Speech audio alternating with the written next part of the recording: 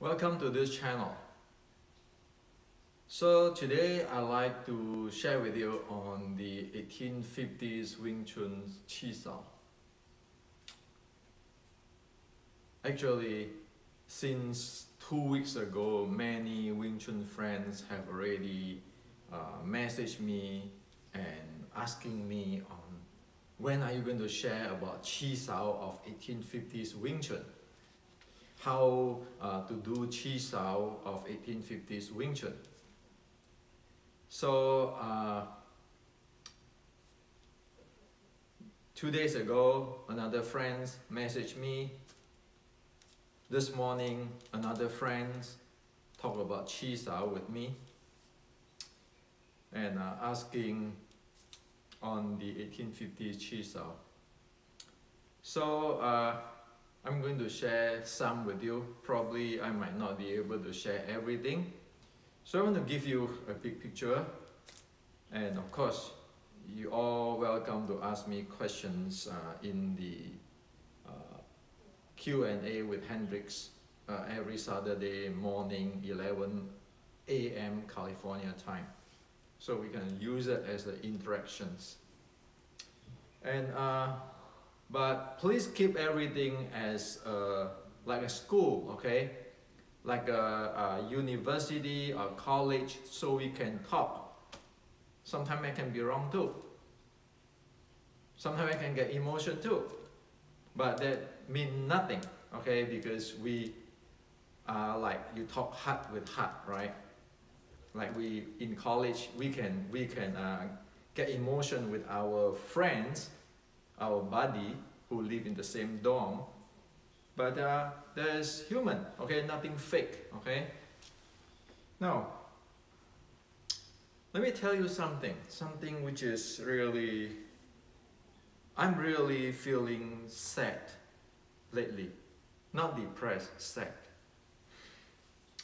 And as you guys who watch my video replay on the last Saturday, the Q&A with Hendrix, when I talked about the Chinese Santa and how now Santa is actually have produced many side effects that in YouTube people attack different style of Chinese martial art one by one. And now we can know that all those attacks is a purposely put down, okay? And that's not good, that's not professional at all. This is the 2021. Those stuff is like you watch too much movie, okay? So, as we know, now in the book, as I showed the other day, Sanda is created based on Western sports science, Western boxing, and then add in, mix in stuff, and then when you see they train, they fight, they use the Western boxing way. And then some saying that, all the Chinese martial art who fight today in the ring is doing that too. Well, it turns out that they have no idea what is traditional Chinese martial arts. Why? Because they never studied the Ming Dynasty, Qi Jiguang's classic and the real deal, which is fighting the Japanese army or Japanese pirate. Let's talk a real thing for you, okay?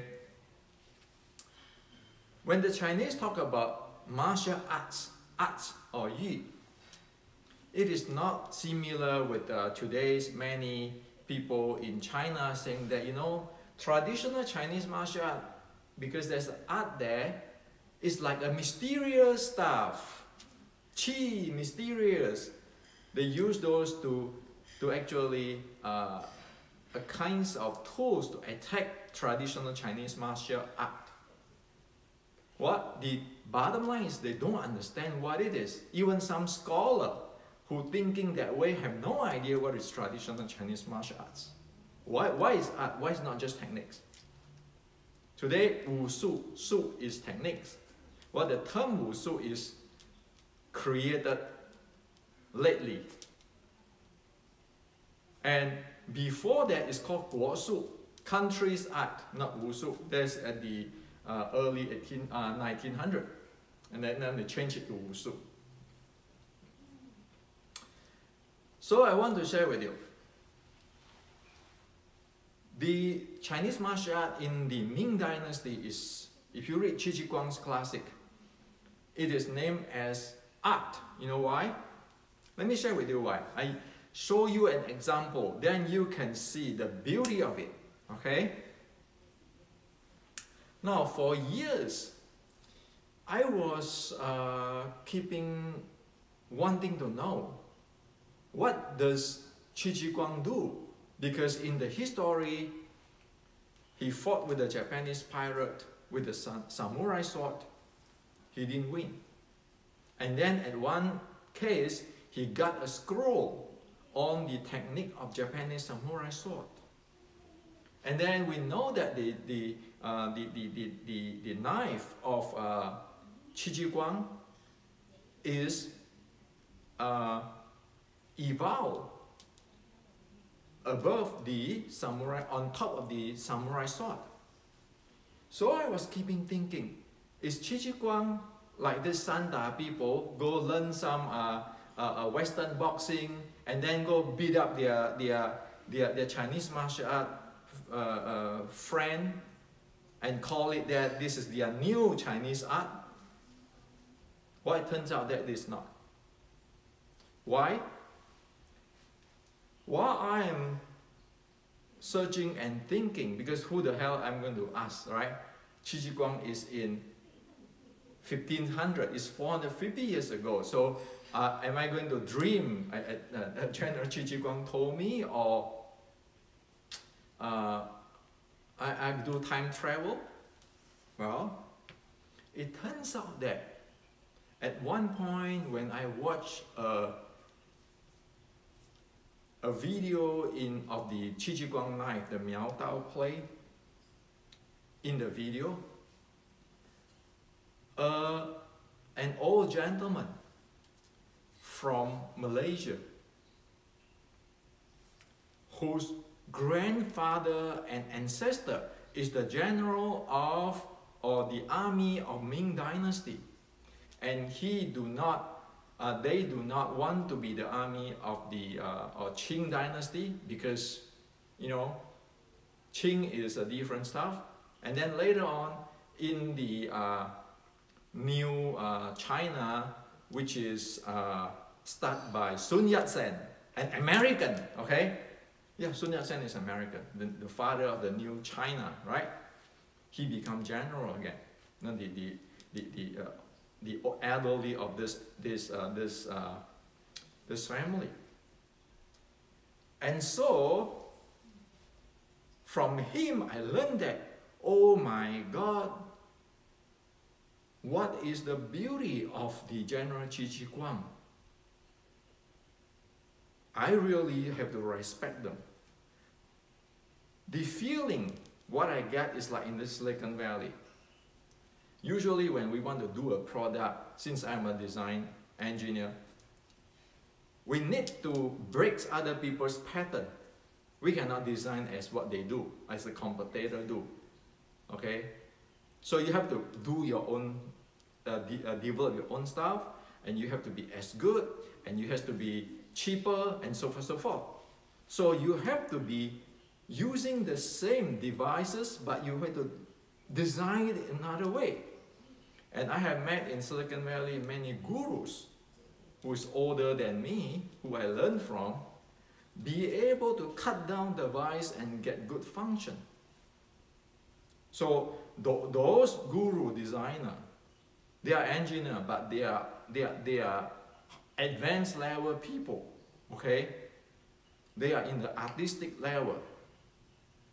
So when I heard about this old gentleman from Malaysia, Chinese, told me about this Qi Jiguang knife, I have a big salute for General Qi Jiguang, and I know it confirmed what I think, but right now we have evidence. So Japanese samurai sword. Very strong when it strikes down this way. Am I right? Am I right? Strike down this way, running, strike down this way, right? So does General Qi Jiguang just take the same sword and also strike down this way too when you meet a Japanese pirate? It turns out that no. So Qi Jiguang went back, he made the sword about 1 feet longer. Okay? So it's like 39-inch, usually the 39-inch katana, the sword, and he make it about 48-inch. Okay? The weight of the sword, it make heavier, like 1 pound heavier. Okay? The Japanese sword is very fast because it's lightweight, it go pull back and chop down. Right? On top and chop down, slam down. Qi Jiguang designed his sword. Even it's long, it looked really like the Japanese samurai sword. It's longer, heavier. Guess what? It never do this kind of stuff. It do this. Okay? It do this kind of stuff. Why? It is breaking this. Because General Qi Jiguang army will have sword like this. While the Japanese pirate have to carry their sword up and chop, this guy smashed up from here while he shift to a side and chop off the hand, the arm. Because this is heavy. So the body method come into play. Okay? No longer straight like I walk straight like you. No, it just goes sideways and from down it sweep up. Okay? So now this is Chinese sword. This is not Japanese way of play the Qi Jiguang sword. So you have a heavier sword, he swing up like that, and you have to use the body because it is heavier, and because you have to use your body, it forces you to move. While you move away, your body weight and handling, and this sword weight, you swing it up, you cut it through. It is not this. So that is how it played the Japanese pirate at that time. You see? So even the sword is look the same, but the play is different. So anybody who try to use Qi Jiguang sword like one hand or like this, well, they don't know about what is the deal. Okay? So that is the art. So Qi Jiguang is like a top guru designer in Silicon Valley. He be able to do that. Okay? So it's very different. It's not just you just took something, you add it on, you have a Western boxing, you add it on, and then you call yourself, oh, this is Chinese Kung Fu, and then you can beat all other Chinese Kung Fu. And then Chinese Kung Fu is all the mysterious stuff, is nonsense. Well, they don't know about this piece of the real life and death battles, martial art handling. And many say, oh, Qi Jiguang in the warfare, they just go fight straight. Come on. They never studied. Okay? So I was busy with this past few days, and now I know. Most people have no idea what it is. And of course, I have no idea too. But I always have good senior who is willing to share with me what happened in the past. And thus, I share with you, right? So, let's not get into this. My style is better than your style, this style and this lineage, all this nonsense, okay? There are many things is lost already in traditional Chinese martial arts. You want to expose fake traditional Chinese martial art? What do you know about Chinese martial arts? It's like me, I'm saying that I'm going to expose fake design in Silicon Valley. How much design do I know? So that is the thing. And so how is that related to chi-sau? It has everything to relate to.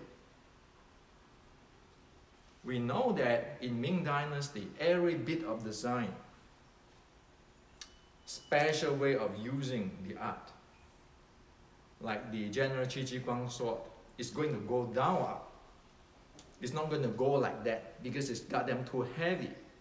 And it is not agile at all if you want to chop from top. So you have to, but this is swing is really fast, and it is make use of all the physics and momentum. Okay? 1850s chi-sau. The reason I designed this Red Boat training band is because I want to emulate the real deal. No way I want, or no way I accept what Xi Xiaodong put in his video saying that Wing Chun is just like this, standing there like that. That's not Wing Chun. He doesn't know. So sometimes I tell people who say want to expose fake Chinese martial art, fake Wing Chun. I said, do you know what is Wing Chun? If you don't know what is Wing Chun, and you comment on it, then you are fake too, am I right? So the guy who comment on fake, he himself is fake. Thus, that's why I said I like to get into the culture, in technical. Not those nonsense of you are fake, I'm fake, all this bullshit, wasting all the time. How many know what Qi Jiguang do? Okay, so the Red Boat training band is to let us emulate what's reality. So what is the reality? In Resurrecting Wing Chun, does say it is a footwork. But if you read this book, it is not a footwork. It is battlefield. So, put in real life, you have the momentum play, recycling momentum play with the multi-directional force, and you have when we are in the sticking body range, the play. So actually there are two things there.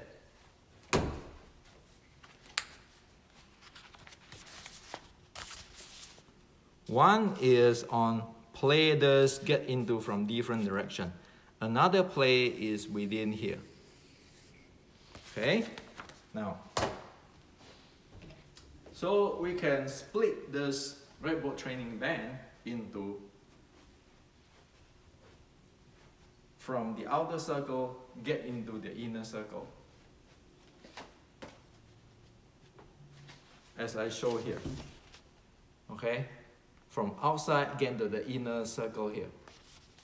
Another thing within the inner circle, we can break it out into this.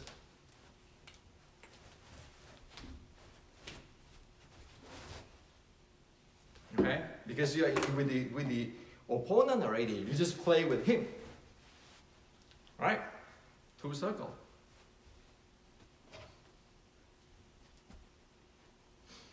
Now, talk about the inner circle. When we do this, playing this with a multi-directional force.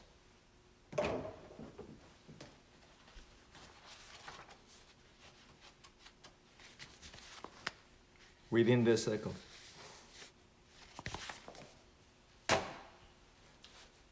That is where chi-sau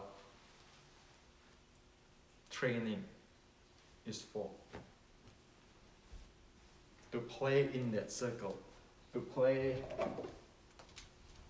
within this. Now, so the chi-sau is everything? No. Because you still have this directing going from the outer circle to the inner circle stuff. And there's a big deal on that. Going here. Chi-sau is just a certain part of here. Okay? But you need the momentum handling, the torque, and the multi-directional force or strength. So, we know where is that for? And also, is that true that when you're in the chi-sau lane, you don't use your eyes? No, it's not true.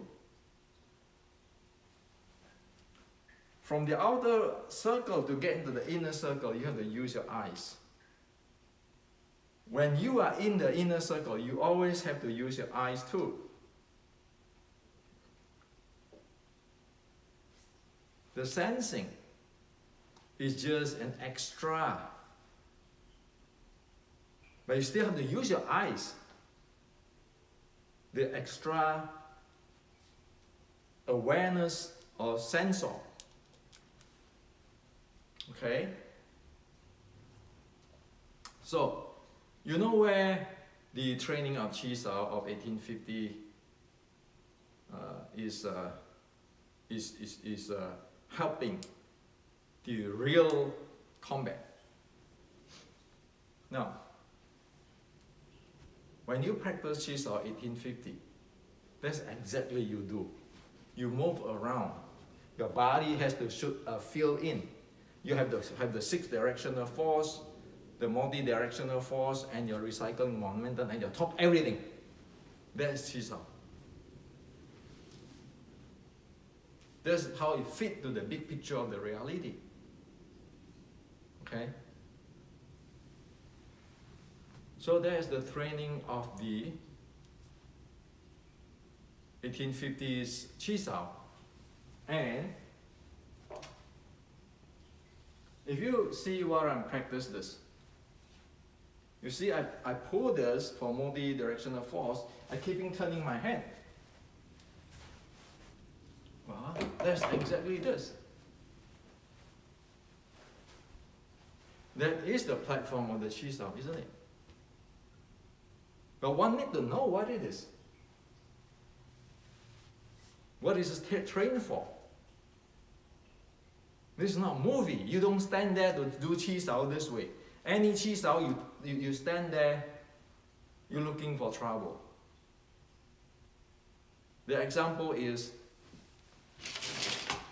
you're looking for trouble for a katana slap you from the top, chop down. Okay? You want to be faster than your opponent? Can you be faster than your opponent?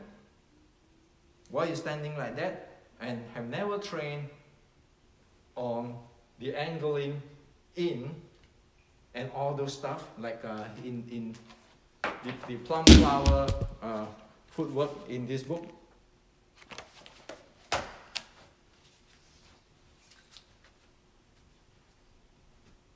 That's how serious it is. So it is like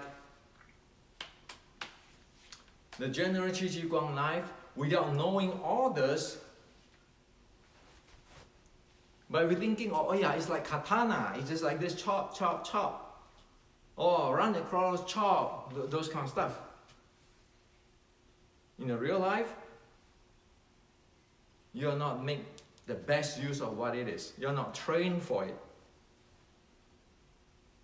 Okay? So this is what I'd like to share with you. What it is, how it is, why it is. And also, when we do chi-sau in 1850, just take it like you are doing training with this Red Bull training band. Now it's COVID time, you don't have time, you just train here, and all you think, oh, if you come here, I have to move here, my leg have to go in, and all this kind of stuff. Now,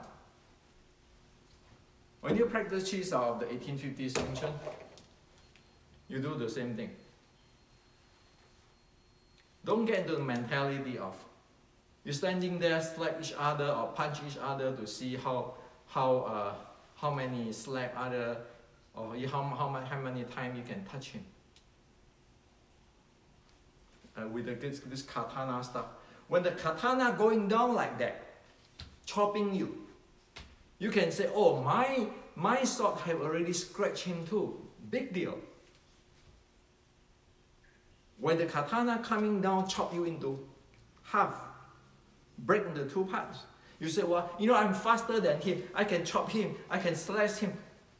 That's nonsense, okay? So in 1850s Wing Chun, don't get into that.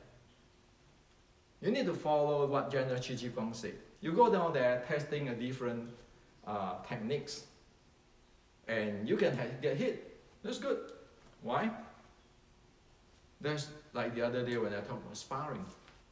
You get hit, it's just, you know your blind spot. And you just try to see whatever your multi-directional strength, your this strategy and your footwork works or not when you do chi-sau. So that there's no this ego and this piece of game. You slap me, I slap you, and then end up you fight there, you know. What's the point? Not to mention, does chi-sau cover everything? Even with the red gold band? Of course it's not, right? So what is the point to do all this thing, make believe like chi-sau is everything in the world? But it's useless.